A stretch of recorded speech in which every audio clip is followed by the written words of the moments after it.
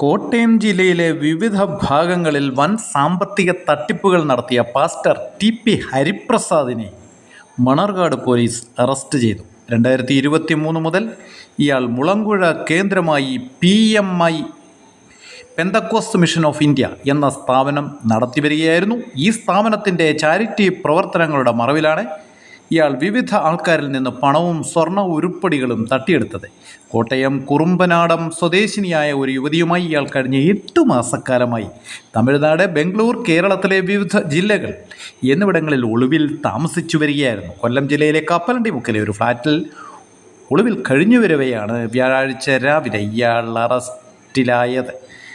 മണർകാട് സ്വദേശിനിയായ പരാതിക്കാരിയിൽ നിന്നും 45 ലക്ഷത്തോളം രൂപയും സ്വർണ്ണാഭരണങ്ങളും തട്ടിയെടുത്തതിന് രജിസ്റ്റർ ചെയ്ത കേസിലാണ് ഇയാൾ അറസ്റ്റിലായത്.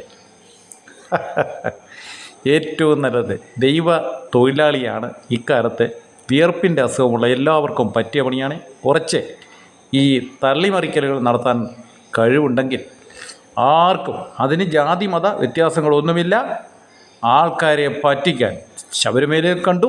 എല്ലാ മതസ്ഥാപനങ്ങളിലും നമ്മൾ ഇതുതന്നെ കാണുന്നു.